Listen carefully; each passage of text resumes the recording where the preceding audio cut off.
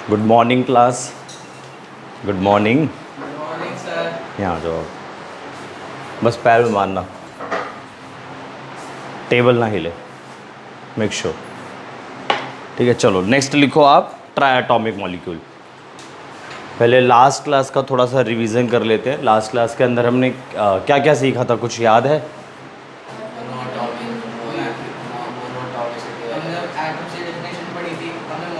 हमने एटम्स और मॉलिक्यूल्स के बीच का डिफरेंस देखा था। Atom is the smallest particle of an element, ठीक है, दैट में एग्जिस्ट नॉट फ्रीली, है ना। जो फ्रीली भी एग्जिस्ट कर सकता है और फ्रीली नहीं भी एग्जिस्ट कर सकता। फिर हमने क्या पढ़ा था? मॉलिक्यूल पढ़ा था। Molecule is the smallest particle of an element और कंपाउंड दैट में एग्जिस्ट फ्रीली। ठीक है जी, यही हमने पढ़ा था। उसके बाद हमने मॉलिक्युलैरिटी पढ़ी थी। मॉलिक्युलैरिटी के अंदर हमने क्या देखा था? मॉलिक्युलैरिटी के अंदर हमने क्या देखा था? Number of atoms present in a molecule is known as molecularity. कुछ एग्जांपल्स देखे थे हमने। उसके बाद क्या देखा था हमने? Classification of a substance on the basis of molecularity. एक चीज़ मैं आपको बताना चाहता हूँ, मॉलिक्युलैरिटी को एटॉमिसिटी भी बोलते हैं। ये पढ़े हुए हैं आप लोगों ने। एटॉमिसिटी तो आपने सुना हुआ है 9th क्लास के अंदर। हमें क्या पता सर 9th क्लास की बातें, हमें कल की बातें याद नहीं रहती हैं। आप 9th ही कह रहे हो। एटॉमिसिटी आप लोगों ने 9th क्लास के अंदर पढ़ा था, ठीक है, चैप्टर नंबर 3। चैप्टर नंबर 3 के अंदर आप लोगों ने पढ़ा है एटॉमिसिटी, ठीक है। तो एटॉमिसिटी और मॉलिक्युलैरिटी एक ही बात है। मॉलिक्युलैरिटी एंड एटॉमिसिटी आपको क्या बोलता है? एक मॉलिक्यूल के अंदर कितने एटम्स प्रेजेंट है उसे हम बोलते हैं मॉलिक्युलैरिटी या एटॉमिसिटी, ठीक है ना। मॉलिक्युलैरिटी और एटॉमिसिटी क्लियर हो गया आपको? दोनों सेम मीनिंग है। बाई चांस कभी ये आ जाए तो घबरा मत जाना। चलो इससे तो नहीं घबराओगे आप, बट क्या पता इससे घबरा जाओ। बट क्योंकि आप लोग बच्चे हो तो दोनों से घबरा सकते हो आप, क्योंकि आप भूल जाते हो, ठीक है। उसके बाद हमने पढ़ा था classification of a substance on the basis of molecularity, जिसमें मैंने मॉलिक्युलैरिटी 1 देखी थी तो उसको मोनोएटॉमिक सब्सटेंस बोल दिया था। फिर हमने मॉलिक्युलैरिटी 2 देखी थी जिसको हमने डायटॉमिक मॉलिक्यूल बोला था। उसको भी 2 पार्ट्स में क्लासीफाई करा था, होमोएटॉमिक और हेट्रोएटॉमिक। अब हम देखते हैं मॉलिक्युलैरिटी 3।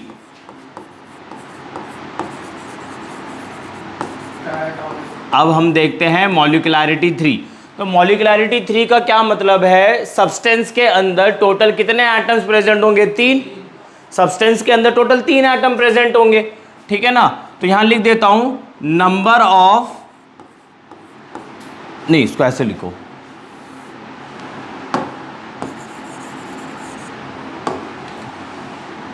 इसमें आप लिखो 3 atoms will be present in a molecule, ठीक है ना। 3 atom present in a molecule is उसकी 3 atoms present in a molecule. ऐसे सब्सटेंस की मॉलिक्युलैरिटी 3 होती है, ठीक है। तो इसमें भी 2 केसेस बन जाएंगे। अरे भाई, जिनकी मॉलिक्युलैरिटी 3 होती है उन्हें हम ट्राइएटॉमिक बोलते हैं। तो ये आपके ट्राइएटॉमिक के एग्जाम्पल हो गए। ये आपके ट्राइएटॉमिक के एग्जाम्पल हो गए, ट्राइएटॉमिक मॉलिक्यूल, ठीक है जी। अब इसमें भी इसमें भी 2 केसेस बन जाएंगे। 2 केसेस कौन से बनेंगे? एक तो होमोएटॉमिक मॉलिक्यूल हो जाएगा, ट्राइएटॉमिक मॉलिक्यूल हो जाएगा, ठीक है। तो इधर आप बाइफर्केशन कर दो, इधर आप बाइफर्केशन कर दो और इधर आप लिख दो होमोएटॉमिक और इधर आप लिख दो हेट्रोएटॉमिक। समझ आ रहा है? अरे सुबह सुबह की कैसी कैसी चीज़ें आ जाती हैं भाई यहाँ। तो पीछे कैसे जाएगा? जगह ही नहीं, इधर सी हाँ कर रहा हूँ, ठीक है। चलो शू से लिख देते हैं इसको।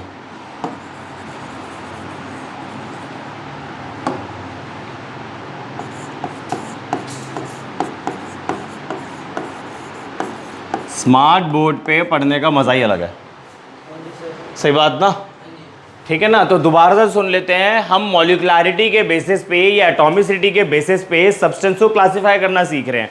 तो आज हमने जो स्टार्ट करा है मॉलिक्युलरिटी 3 से हमने स्टार्ट करा है। इसका मतलब क्या है, सब्सटेंस के अंदर टोटल कितने एटम होंगे, 3 एटम होंगे, 3 एटम होंगे। इसमें मैंने 2 केसेस बना दिए, होमोएटॉमिक और हेटेरोएटॉमिक। होमोएटॉमिक के अंदर जो 3 एटम होंगे वो सेम होने चाहिए, हेटेरोएटॉमिक के अंदर जो 3 एटम होने चाहिए वो डिफरेंट होने चाहिए। ऐसा नहीं है कि तीनों के तीनों डिफरेंट हो, एक अलग हो 2 अलग हो, ऐसे भी हो सकता है। एग्जांपल देखो, O3 ओजोन, देखो आप तीनों के तीनों ऑक्सीजन एटम सेम है। इधर आ जाओ हेटेरोएटॉमिक में, देखो पहला एग्जांपल जो सबसे कॉमन एग्जांपल है वाटर, सबसे कॉमन एग्जांपल, ठीक है। और देखो जरा आप H2S बोल सकता हूं, ये भी तो 3 एटम है। और सोचो CO2 बोल सकता हूं, 3 एटम है। मैंने क्या बोला, तीनों, जरूरी नहीं है तीनों एटम डिफरेंट हो। देखो एक अलग है तो 2 अलग है। और सोचो क्या एग्जांपल हो सकता है, MgCl2 हो सकता है, एक Mg 2 Cl, टोटल 3 हो गए। और सोचो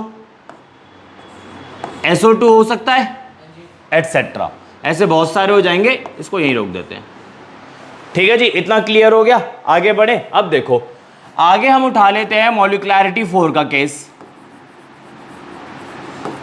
आगे हम उठा लेते हैं नेक्स्ट एग्जांपल, हम ले लेते हैं मॉलिक्युलरिटी इज इक्वल टू 4। इसका मतलब क्या होगा, total 4 atoms will be, total 4 atoms will be present in the molecule. सही बात ना भाई, मॉलिक्यूल के अंदर टोटल कितने एटम प्रेजेंट होंगे, 4 एटम प्रेजेंट होंगे। सही बोल रहा हूं ना। तो इधर भी 2 केसेस बना डालो, एक आपका बनेगा होमोएटॉमिक, मॉलिक्यूल, और एक आपका बनेगा हेटेरोएटॉमिक मॉलिक्यूल।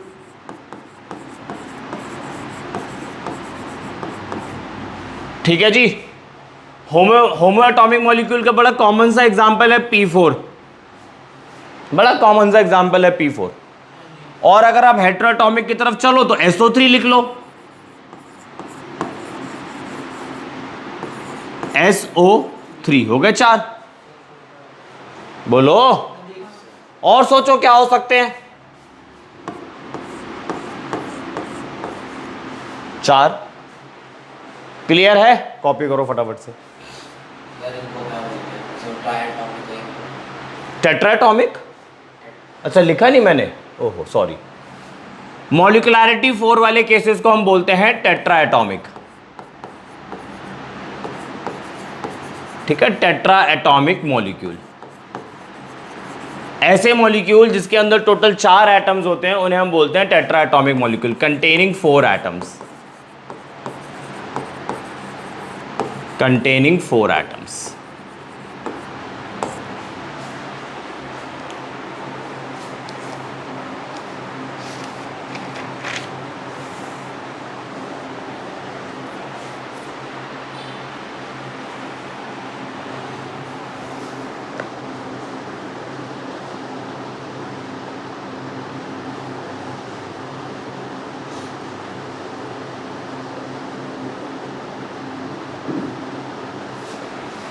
आगे बढ़े, इसमें एक और एग्जांपल ऐड कर लो, अमोनिया, ठीक है। तो मॉलिक्युलरिटी को हम एटॉमिसिटी भी बोलते हैं, मॉलिक्युलरिटी को हम एटॉमिसिटी भी बोलते हैं, ठीक है। तो मॉलिक्युलरिटी 3 वाला केस देखा जिसको हमने ट्राइएटॉमिक मॉलिक्यूल बोला, वहाँ पे मैंने 2 कैटेगरी बना दी, होमोएटॉमिक और हेटेरोएटॉमिक। होमोएटॉमिक के अंदर सारे के सारे एटम्स क्या होंगे, सेम होंगे। हेटेरोएटॉमिक के अंदर सारे के सारे एटम्स क्या होंगे, डिफरेंट होंगे, ठीक है। एग्जांपल्स देख लिए। उसके बाद मैंने पिक करा molecularity is equal to 4। Molecularity is equal to 4 का मतलब है जिसके अंदर टोटल कितने एटम होते हैं, 4 एटम होते हैं। तो इधर भी मैंने 2 केसेस बना दिए, होमोएटॉमिक और हेटेरोएटॉमिक। होमोएटॉमिक के अंदर सारे एटम सेम होंगे, हेटेरोएटॉमिक के अंदर एटम्स आपके डिफरेंट भी हो सकते हैं। एग्जांपल्स आपके सामने हैं। और ऐसे मॉलिक्यूल जिसमें टोटल 4 एटम होते हैं उसे हम बोलते हैं टेट्राएटॉमिक मॉलिक्यूल। तो ऐसे तो बहुत सारी डेफिनेशन बन जाएंगे हमारी। तो इसका जो नेक्स्ट टॉपिक हम ले रहे हैं, poly atomic molecule.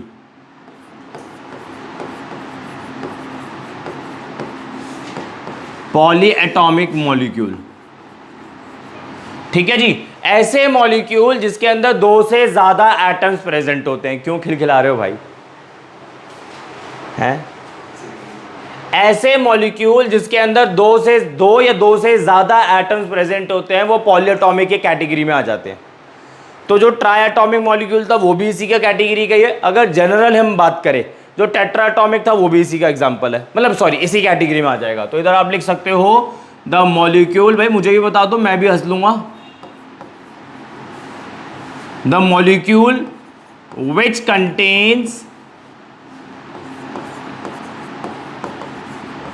Which contains 2 or more atoms. The molecule which contains 2 or more atoms in a molecule is known as polyatomic molecule। ठीक है जी, एग्जाम्पल देखते हैं इसकी बात पर। स्पेलिंग गलत हो एग्जाम्पल की, बेटा हंसोगे ना बाहर कर दूंगा अब। ठीक है, एग्जाम्पल देख लेते हैं। एसेट, देखो 8 सल्फर एटम है, ऑक्टा एटॉमिक मॉलिक्यूल, इसे ऑक्टा एटॉमिक मॉलिक्यूल कहते हैं। ठीक है, तो आई होप आपको मॉलिक्युलैरिटी और एटॉमिसिटी का कॉन्सेप्ट क्लियर हो गया होगा। ये ध्यान रखना, यही नोट्स आपके नीट में भी काम आएंगे, यही वाले। अभी जो आपके सीबीएसई के अंदर क्वेश्चंस आते हैं वो बड़े सिंपल आते हैं, वहाँ भी पहुँचे नहीं हम। ठीक है, वो भी करा देंगे और इतने सिंपल लगेंगे आपको कि आप बोलोगे सर ये है, खैबी की तरह करोगे ये। ठीक है, आगे बढ़े। अब डालो heading of molecular mass.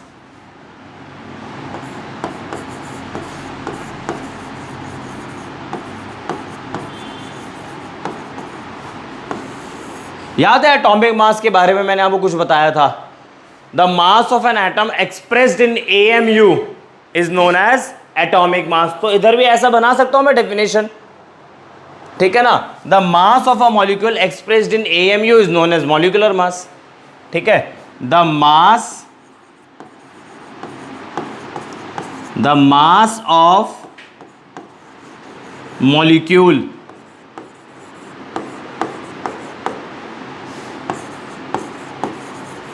expressed in AMU is known as molecular mass। एक चीज ध्यान रखना भाई, मॉलिक्यूलर मास और नॉर्मल मास में डिफरेंस होता है। मॉलिक्यूलर मास AMU में होगा, नॉर्मल मास ग्राम में होगा। केजी ले लो, ग्राम ले लो, वैसे तो ग्राम है ना, केजी तो बड़ी यूनिट हो गई। अबे हमारी लैब के अंदर केजी के हिसाब से बात करोगे क्या तुम लोग? छोटी सी लैब तो होती है स्कूल की। ठीक है जी, तो मॉलिक्यूलर मास क्या होता है? अगर आप मॉलिक्यूल के मास को ग्राम में एक्सप्रेस कर दोगे, सॉरी AMU में एक्सप्रेस कर दोगे, तो वो हो जाएगा मॉलिक्यूलर मास। ठीक है, यहीं से एक और डेफिनेशन बना देते हैं ग्राम मॉलिक्यूलर मास की। Gram molecular mass, the molecular mass, हाँ, the molecular mass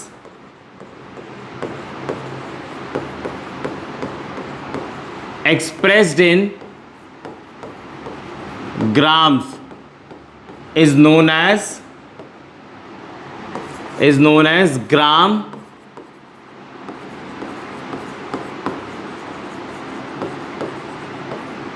molecular mass. अभी रुक जाओ, देख समझ लो, पहले लिखने के लिए टाइम दे दूंगा। इतना बड़ा बोर्ड नहीं है जो आपको उसको कॉपी करने में टाइम लग जाएगा। छोटी सी स्लाइड है जिसमें से बड़ा बड़ा मैं लिख भी रहा हूँ। सुनो, मॉलिक्यूलर मास समझ में आ गया। The mass of a molecule expressed in AMU is known as molecular mass, ठीक है। और अगर आप मॉलिक्यूलर मास को ग्राम में एक्सप्रेस कर दो, ग्राम मॉलिक्यूलर मास हो जाएगा। इसको और किसी दूसरे तरीके से बोल सकता हूं ग्राम मॉलिक्यूलर मास को, याद करो ग्राम एटॉमिक मास से क्लोज हो, थोड़ा सा क्लोज हो, याद करो। ग्राम एटॉमिक मास के अंदर कुछ बताया था मैंने कि ग्राम एटॉमिक मास बेसिकली होता क्या है, number of gram molecules present. देखो अभी ये क्या हो गया,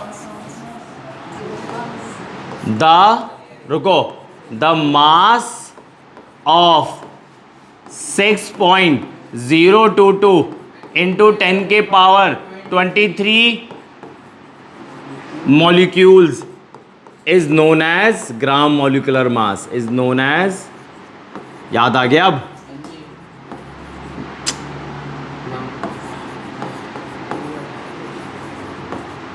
अरे एक मोल के मास को ही ग्राम मॉलिक्यूलर मास बोला जाता है। अगर आप एक मोल का मॉलिक्यूल ले लो, उसका जो भी मास आएगा वो ग्राम मॉलिक्यूलर मास होगा।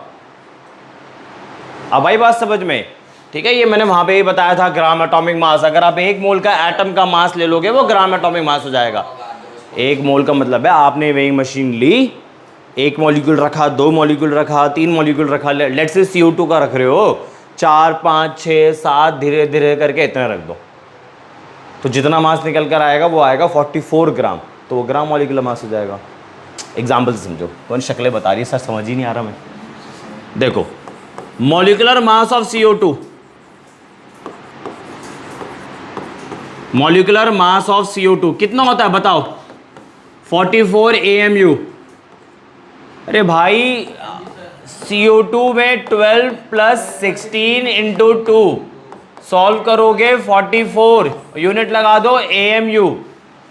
ये मॉलिक्यूलर मास है। मैं ग्राम मॉलिक्यूलर मास लिखना चाहता हूं, gram molecular mass of CO2 is equal to 44 gram. तो कहने का मतलब है आपने ली वेइंग मशीन, वेइंग मशीन में इतने मॉलिक्यूल्स आपने CO2 के रख दिए, 44 ग्राम में आ जाएगा आंसर। अब आया समझ में कि एक मोल के मॉलिक्यूल का जो भी मास होता है वो ग्राम मॉलिक्यूलर मास होता है। कॉपी करो।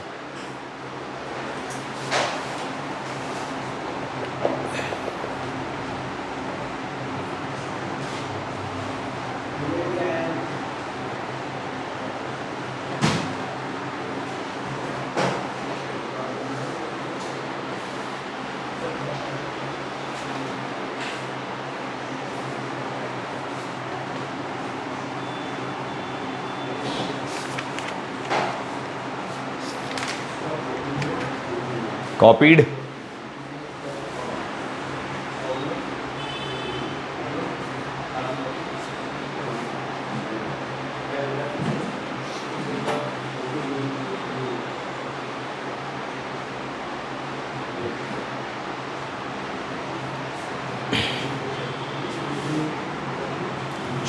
आगे बढ़े।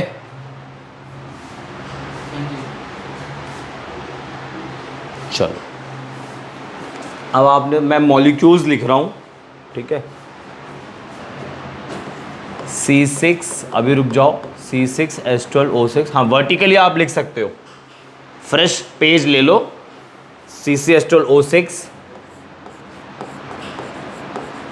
KMnO4 पोटेशियम पर manganate, NH2CO NH2 urea, ferrous sulphate, ammonium sulphate .6H2O जिसको हमने मोर सॉल्ट बोला था, C12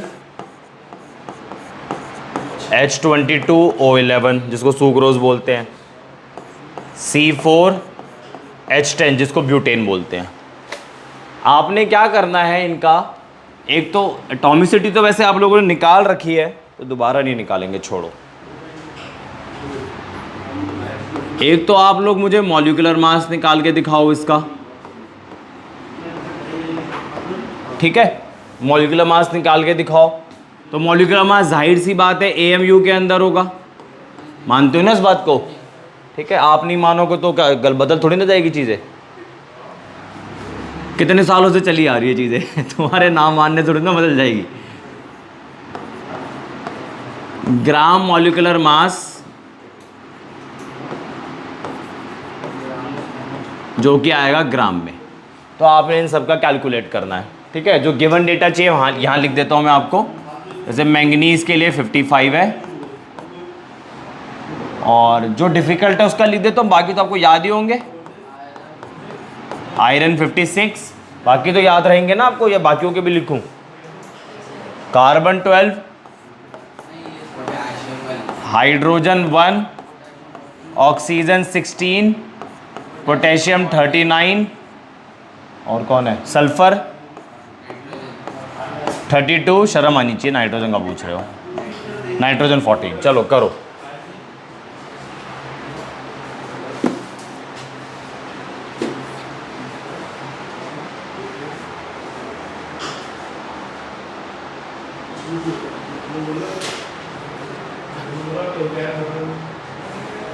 हाँ जी, देखो पहले का आंसर 180 AMU आया, इधर देखो पहले का आंसर 180 नहीं आ रहा, 180। दूसरे का आंसर है 158 AMU, तीसरे का 60, चौथे का 392, देन 342, देन 58। ये सारे के सारे मॉलिक्यूलर मासेज है। अरे बोलो भाई, तो आप इसको ग्राम में लिख दो अब। 180 ग्राम, ग्राम मॉलिक्यूलर मास। 158 ग्राम, 60 ग्राम, 392 ग्राम, 342 ग्राम, 58 ग्राम। ठीक है, और एग्जांपल है, और लिखो एग्जांपल। अब थोड़ा जल्दी करना भाई। सल्फ्यूरिक एसिड,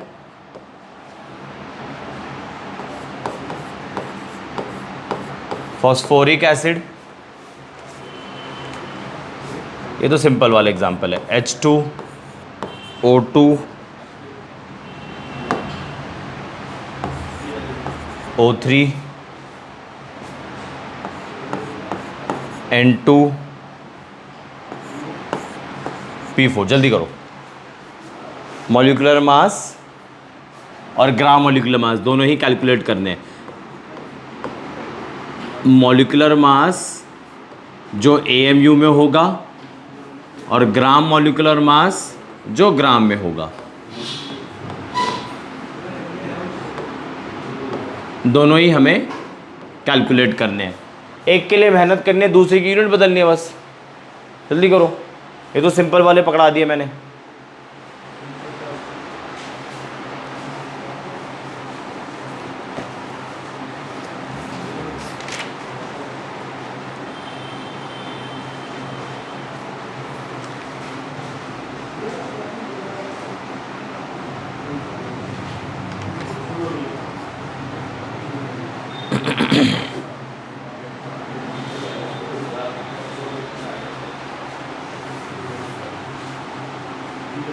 फॉस्फोरस का 31 होता है। फॉस्फोरस का 31 होता है।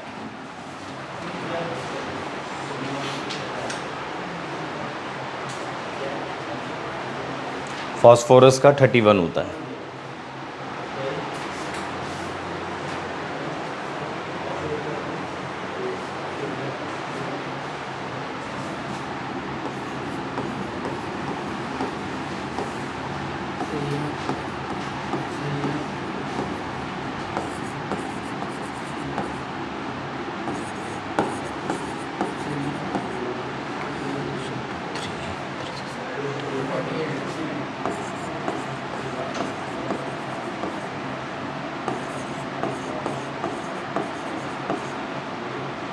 थर्टी वन इंटू 4, 4 1 ज़ा 4 और 4 3 ज़ा 12।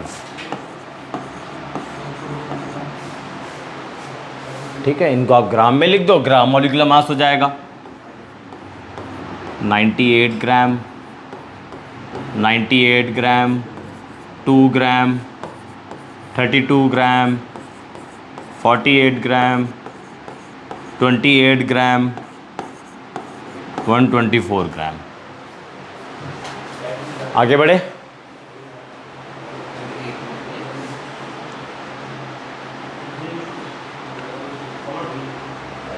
यहाँ एक और एग्जांपल आ जाएगा, एसेट।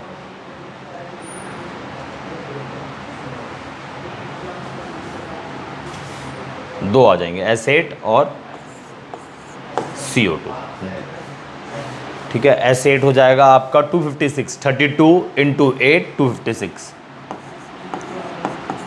256 AMU। तो ये हो जाएगा आपका 256 ग्राम। CO2 हो जाएगा 44 AMU। तो ये हो जाएगा 44 ग्राम। अब आगे बढ़े।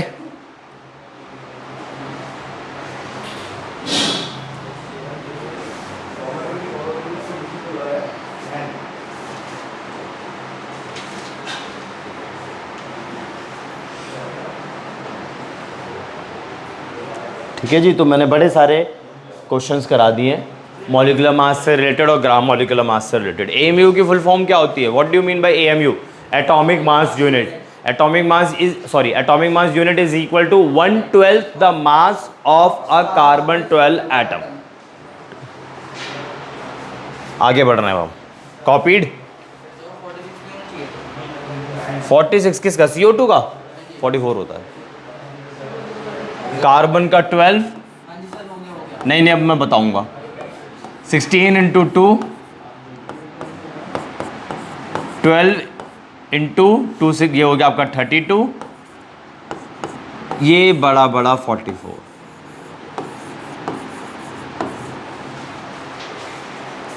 ठीक है, अब आगे बढ़े। चलो, याद है आप लोगों ने नंबर ऑफ ग्राम एटम सीखे थे कैलकुलेट करना? मैं याद दिला देता हूँ, धुंधली याद है, धुंधली हो चुकी होगी आप लोगों की। मैं इस पर धूल हटा देता हूँ। नंबर ऑफ ग्राम एटम्स आप लोगों ने सीखा था, और वो किसके इक्वल था? Given mass upon molecular mass. ठीक है ना? इसी तरीके से, और ये होता क्या है? नंबर ऑफ ग्राम एटम होता क्या है? नंबर ऑफ मोल्स ही होते हैं भाई, नंबर ऑफ मोल्स ही होते हैं, बस एटम्स के होते हैं। ठीक है, in a similar way number of gram molecule भी होता है। ठीक है, अरे मेरे भाई, नंबर ऑफ ग्राम मॉलिक्यूल, जिस तरीके से नंबर ऑफ ग्राम एटम्स है उसी तरीके से नंबर ऑफ ग्राम मॉलिक्यूल, तो ये भी तो इसी के इक्वल होगा, बदल थोड़ी ना जाएगा। ब्रेकफास्ट नहीं कर आए हैं इसलिए ऐसी बातें कर रहे हैं। Given mass upon molecular mass. मैंने आपके यादों से धूल हटाने की कोशिश करी, धूल हटाने के बाद ये याद आया। तो जिस तरीके से नंबर ऑफ ग्राम एटम लिखा हुआ है उसी तरीके से नंबर ऑफ ग्राम मॉलिक्यूल भी तो है। तो ये किसके इक्वल होगा? Given mass upon molecular mass. और यहीं से एक और फॉर्मूला बना देता हूं, अगर आपको नंबर ऑफ मॉलिक्यूल्स निकालने हो तो आपने क्या करना है? Number of gram molecules, number of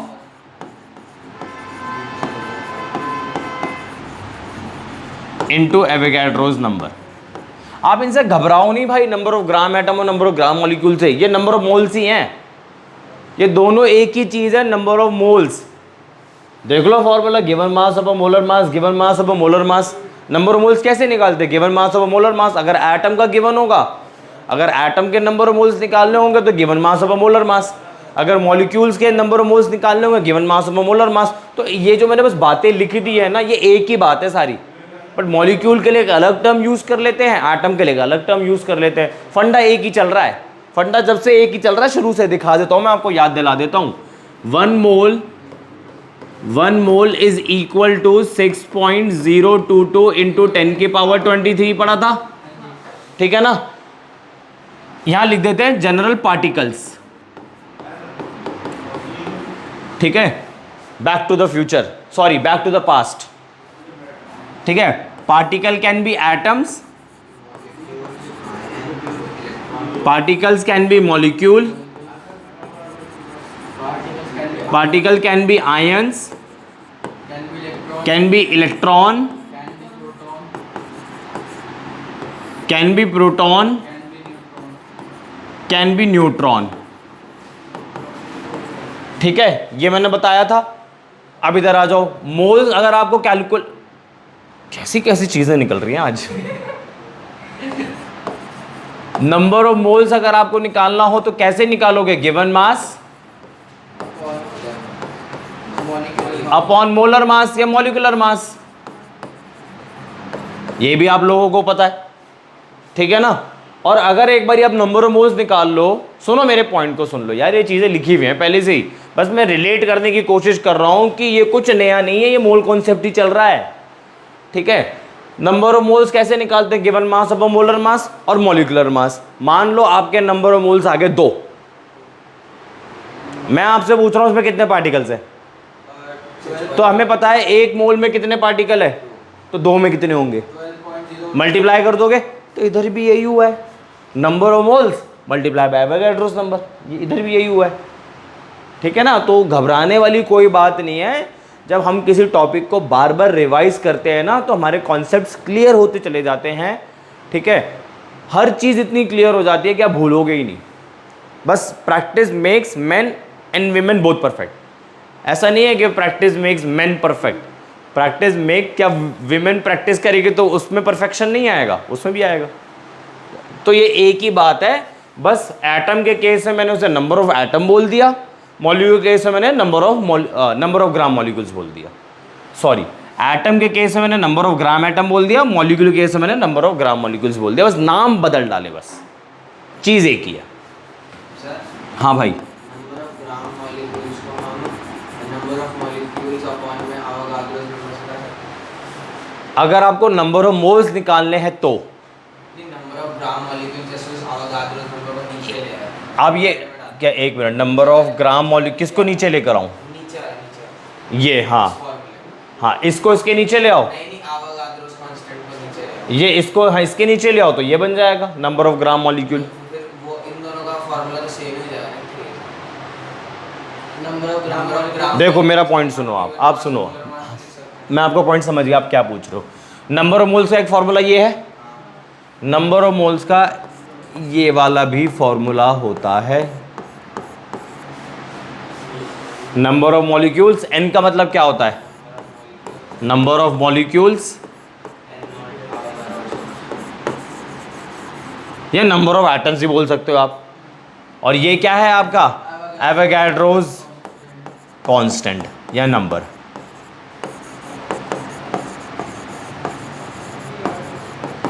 Avogadro's number या कांस्टेंट। अब जरा देखो इधर जो आप पूछ रहे थे, नंबर ऑफ मॉलिक्यूल्स को मैंने एन से डिनोट करा, एवोगाड्रोस नंबर ये रहा एन नॉट, क्या निकल कर आ गया? Number of gram molecules. Number of gram molecules होते क्या है? नंबर ऑफ मोल्स ही तो होते हैं। तो आगे वही बात सेम, आगे ना वही बात सेम, आगे बढ़े। चलो क्वेश्चन लिखो, कैलकुलेट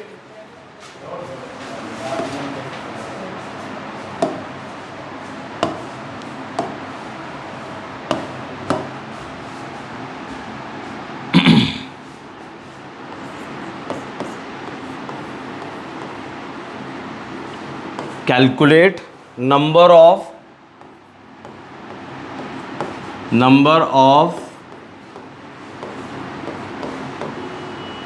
ग्राम मॉलिक्यूल्स या नंबर ऑफ मोल्स, एक ही बात है।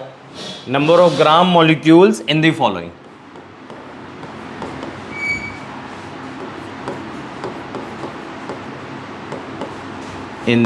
फॉलोइंग, ठीक है जी। A part 9 gram of water, B part 31.6 gram of KMnO4। इन सब के मॉलिक्यूलर मास आपने पीछे निकाल रखे हैं, वहां से यूज कर लेना। C part 12.8 milligram of SO2, SO2 का आपको निकालना पड़ेगा। D 8 microgram of methane, methane का तो वर्बली निकल जाएगा। ई पार्ट 29.4 ग्राम ऑफ K2Cr2O7, इसका निकालना पड़ेगा क्रोमियम का आपको। और F part 63 gram of oxalic acid बोलते हैं इसे। चलो स्टार्ट करो।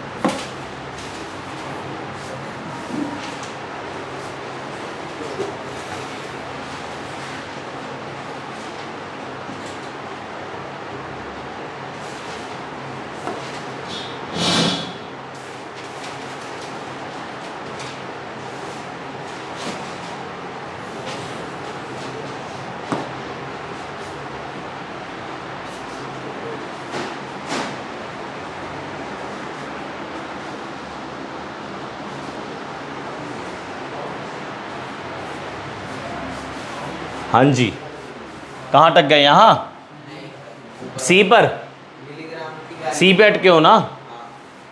Milligram 1 milligram is equal to 10 की पावर -3 ग्राम। ये है माइक्रोग्राम। माइक्रोग्राम 10 की पावर -6 ग्राम, ठीक है, भूल मत जाना इसे, माइक्रो। और ये है आपका मिली।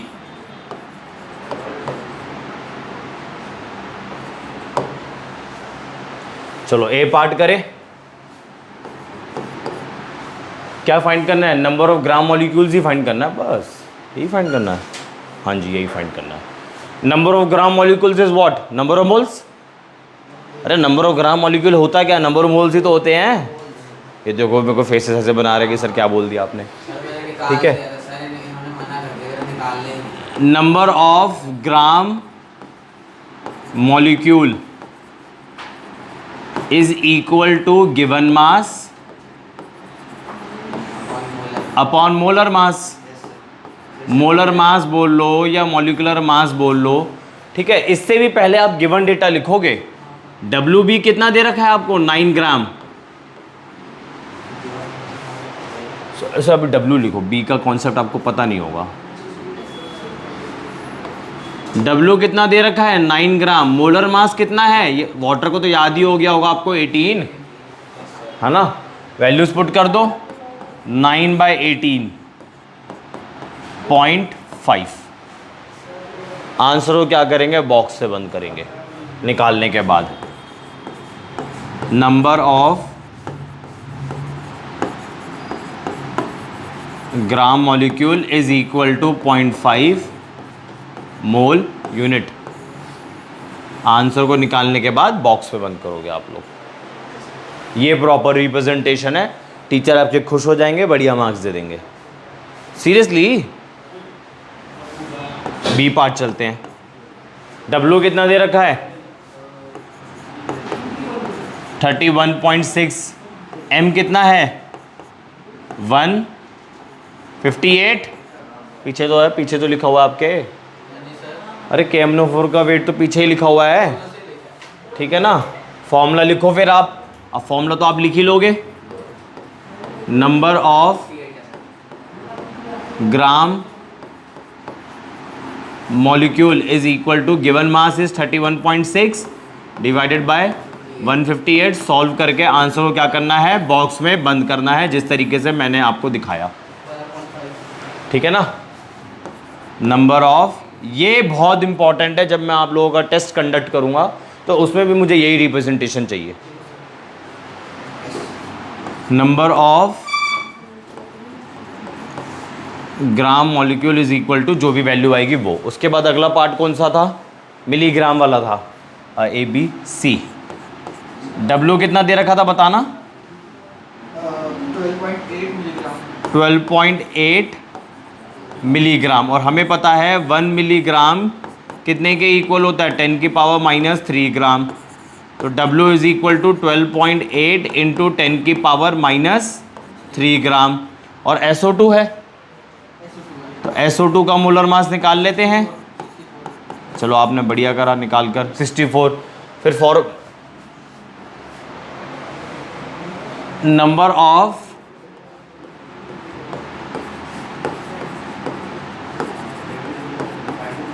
ग्राम molecule is equal to given mass is 12.8 into 10 के पावर -3 डिवाइडेड बाय 64। ठीक है जी, हम सही जा रहे हैं या गलत जा रहे हैं? डी बताओ, डी पार्ट क्या था? 8 माइक्रोग्राम ऑफ मिथेन। तो W is equal to 8 microgram. ठीक है, फिर हमें पता है 1 माइक्रोग्राम इज इक्वल टू 10 की पावर सॉरी 6। ये कन्वर्जन्स लिखा करो ऐसे करके, ठीक है। फिर W हमारा क्या हो जाएगा, 8 इंटू 10 की पावर -6 ग्राम। ठीक है जी, बस फिर फॉर्मूला लिखेंगे। फॉर्मूला मैं बार बार नहीं लिख रहा क्योंकि सेम टाइप के क्वेश्चंस कर रहा हूं मैं बार बार की। नंबर ऑफ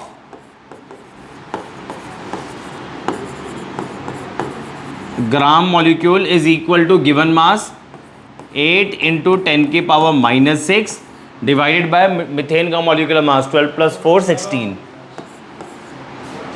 ठीक है जी, ABCD। E क्या था बताओ, तुम नहीं बताओगे मेरे को। E है आपका 29.4 gram of potassium dichromate. W is equal to, बताना W क्या था, 29.4। ठीक है, इसका मोलर मास कितना निकाला आप लोगों ने, क्यों नहीं निकाला? यार ढीले हो तुम यार। K2Cr2O7 K2Cr2O7 क्रोमियम का एटॉमिक मास मैंने वहां लिख दिया है, लेफ्ट हैंड साइड पर देखो।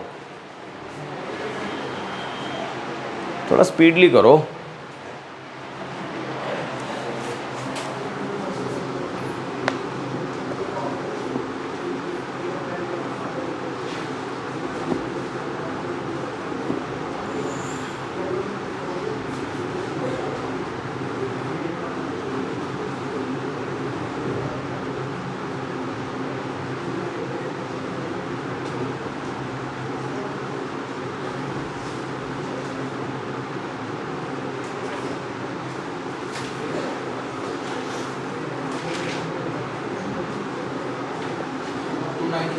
हाँ,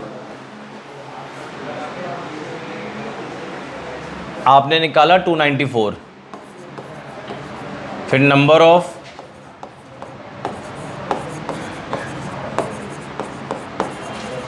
ग्राम molecule is equal to 29.4 294। Answer को बॉक्स से बंद कर देना। -1 कैसे आ सकता है भाई, माइनस में कैसे आ सकता है?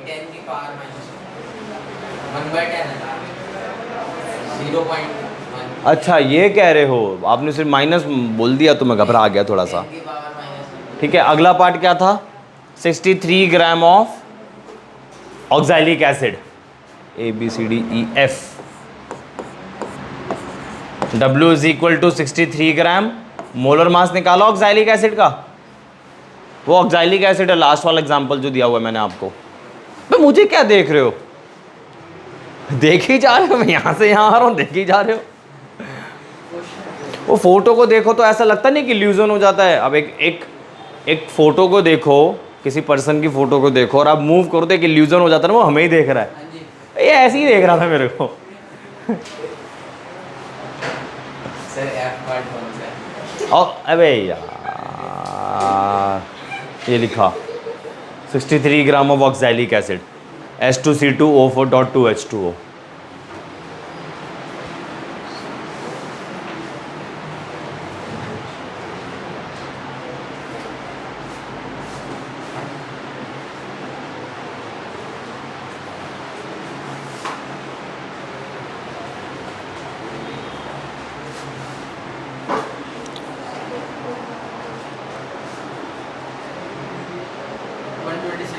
हाँ 126।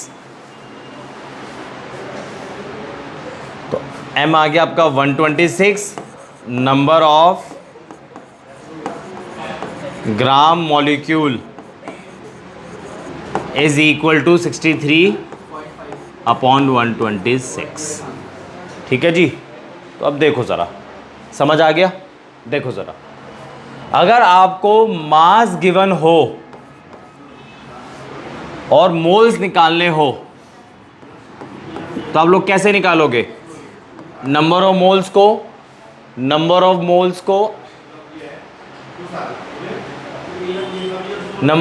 को गिवन मास अपॉन मोलर मास कर दोगे, आ गए मोल्स मेरे। ठीक है। अगर मोल से मुझे मॉलिक्यूल्स निकालने हो तो क्या करूं बताओ? मोल से अगर मुझे मॉलिक्यूल्स निकालने हो तो अभी तो सीखा, कितनी बार सीख चुके हैं, बस शर्म करो। नंबर ऑफ मॉलिक्यूल्स को, सॉरी नंबर ऑफ मोल्स को, क्या बोल रहा हूं,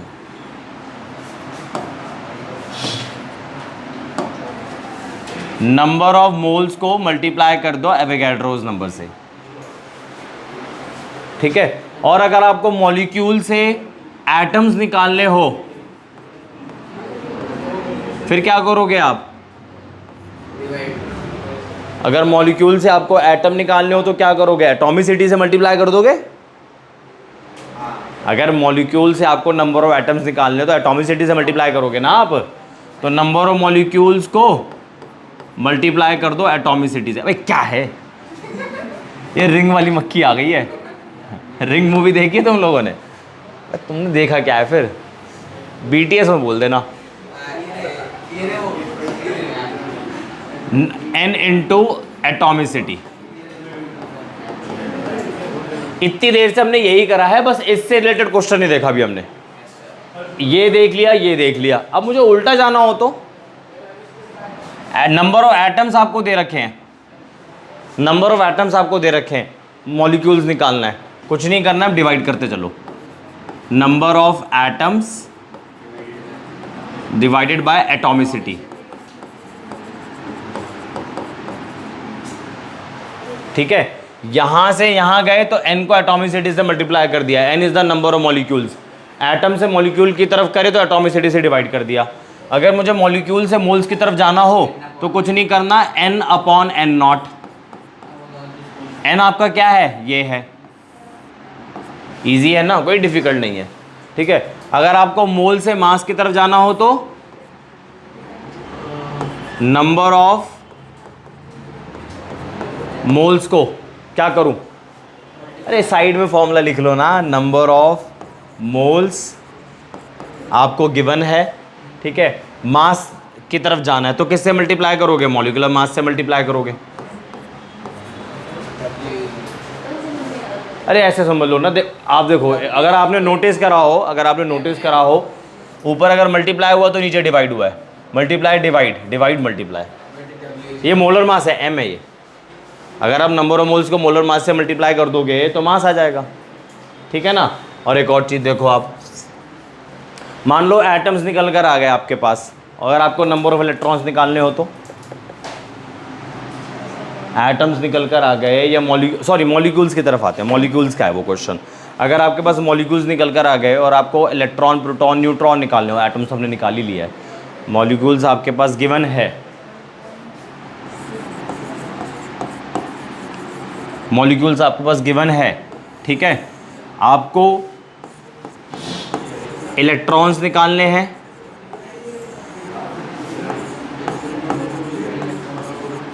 नंबर ऑफ प्रोटॉन्स निकालने हैं, नंबर ऑफ न्यूट्रॉन्स निकालने हैं। इससे क्या करूं? कुछ नहीं करना है। नंबर ऑफ मॉलिक्यूल्स, वह पागल हो गए हो क्या? Number of molecules multiply by number of electrons in one molecule. जब आप क्वेश्चन करोगे तो समझ में आ जाएगा। आपके पास कई सारे मॉलिक्यूल दे रखे हैं, आपके पास कई सारे मॉलिक्यूल्स दे रखे हैं, मतलब नंबर ऑफ मॉलिक्यूल्स आपको दे रखे हैं। 12th अब स्टार्ट करूँगा, उसके बाद आ जाएंगे सर। कोई नहीं। मैं क्या बोल रहा था, हाँ, अगर आपके पास नंबर ऑफ मॉलिक्यूल्स दे रखे हो, अगर आपके पास नंबर ऑफ मॉलिक्यूल्स दे रखे हो और नंबर ऑफ मॉलिक्यूल्स के अंदर आपको नंबर ऑफ इलेक्ट्रॉन्स फाइंड करने हो, तो पहले एक मॉलिक्यूल के नंबर ऑफ इलेक्ट्रॉन्स तो पता होने चाहिए ना, उसी के बाद तो आगे बढ़ोगे। तो देखो, number of electrons in one molecule, और जितने नंबर ऑफ मॉलिक्यूल्स गिवन है उसे मल्टीप्लाई कर दो। ठीक है जी, इसका जब क्वेश्चन करेंगे तो क्लियर हो जाएगा। और ठीक है जी, तो आज के लिए इतना ही है। That's all for today, and for more chemistry videos subscribe my channel. Thank you.